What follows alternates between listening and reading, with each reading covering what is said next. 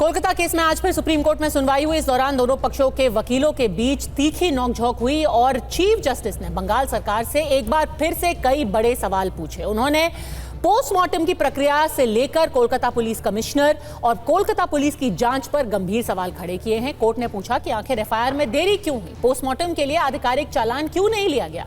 मामला कोर्ट में आने के बाद बंगाल सरकार ने आरजी कार की सुरक्षा के लिए क्या क्या किया, लेकिन कोर्ट में ये सवाल उठे क्यों, इसके लिए कोर्ट रूम में हुई जिरह का कुछ अंश आपको दिखाते हैं। Just one thing, that this postmortem could not have taken place after 6 o'clock in the evening. There are standing instructions. Everything, my lord, will just kindly take the postmortem report once and just give me 2 minutes. I will show your lordships how this entire investigation has been compromised. After 6 o'clock in the evening, a postmortem cannot be conducted anywhere in India and in the state of Bengal when it is a rape and murder. In case of a rape and murder, the first 5 hours are crucial. The first 5 hours is the period where you have to cordon off the area. You cannot have an ingress and outgress. Whoever wants to come and go, they take pictures, photographs, evidence is destroyed. And thereafter, after 5 days, if we enter the scene, we have our own challenges. We asked, the first question which we asked was, Without this, my lord, the postmortem doctor cannot accept the body. postmortem doctor will not carry out the PMR, Yes. the postmortem, and he will not accept the body because first and foremost, he has to have a request in the challan that please, this body is being sent for the purpose of On the examining. Challan, he gives a seal saying accept it. Yes, Mr. Sibbal. It's not, Malad. We checked it up. It's not there.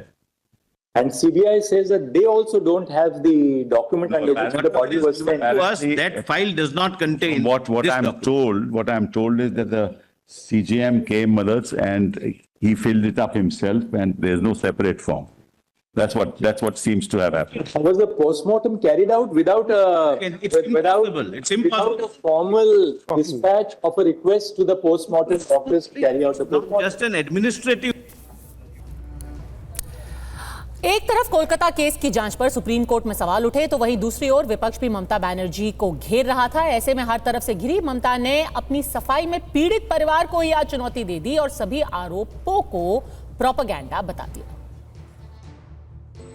আমি বাবা মাকে যেটা বলেছিলাম on record, যেটা আমি বাইরেও বলেছিলাম যে দেখুন মৃত্যুর বিকল্প টাকা হয় না।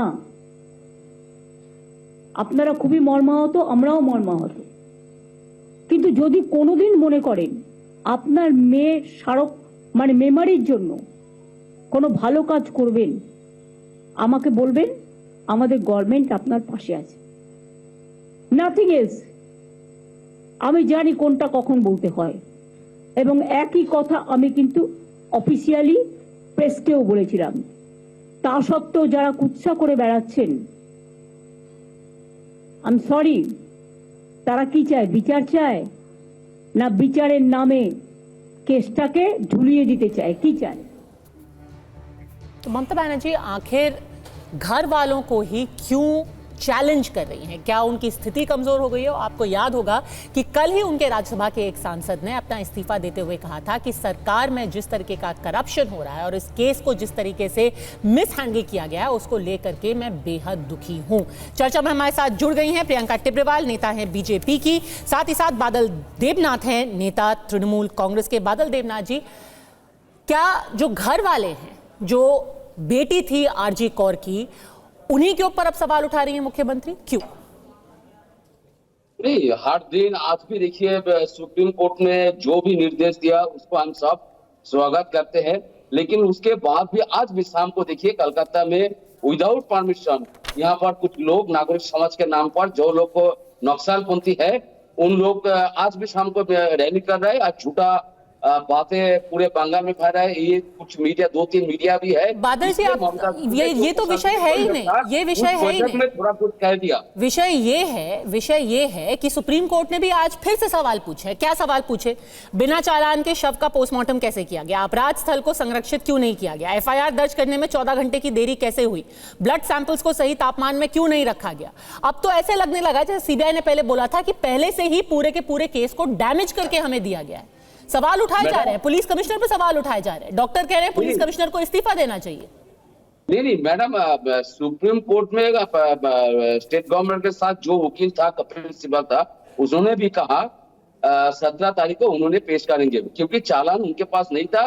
डिस्ट्रिक्ट मजिस्ट्रेट ने जो एफिडेविट करके जो भी रिपोर्ट दिया वही रिपोर्ट सुप्रीम कोर्ट के पास जमा किया, रिसीव किया, लेकिन ये नहीं है, चालान उनके पास नहीं है, गवर्नमेंट के पास नहीं है।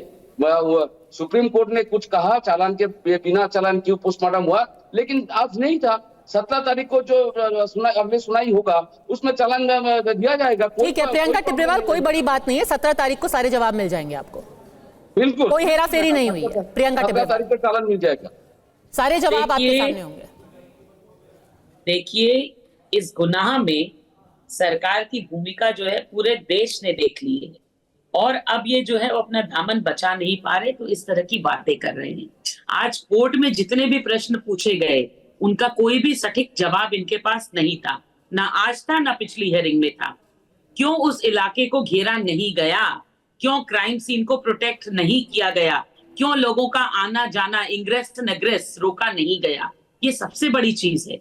अगर ये चीजें 5 दिन तक आप नहीं करते हैं तो फिर आप क्या समझते हैं कि 5 दिन बाद सीबीआई वहां जाकर के क्या खोज निकालेगी। और इन चीजों को ऐसा नहीं है कि नादानी में ये भूल हुई है, ये ऑन पर्पस किया गया है ताकि वहां से कुछ भी चीजें जो हैं वो जांच में बाहर नहीं आए। और यही आरोप जो है अब परिवार भी लगा रहा है। तो ये कहते हैं कि परिवार झूठ कह रहा है।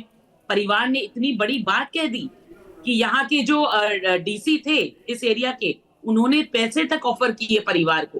तो ये पैसे किस चीज के लिए ऑफर हुए थे? नहीं, पर मुख्यमंत्री कह रही है ये प्रोपेगेंडा है, नहीं कोई पैसा वैसा नहीं दिया गया, ये सब प्रोपेगेंडा है। तो यानी मुख्यमंत्री अब पीड़िता के परिवार को भी झूठा साबित करने पर तुली हुई हैं, सिर्फ अपना राजनीतिक स्वार्थ में, अपना दामन बचाने के लिए।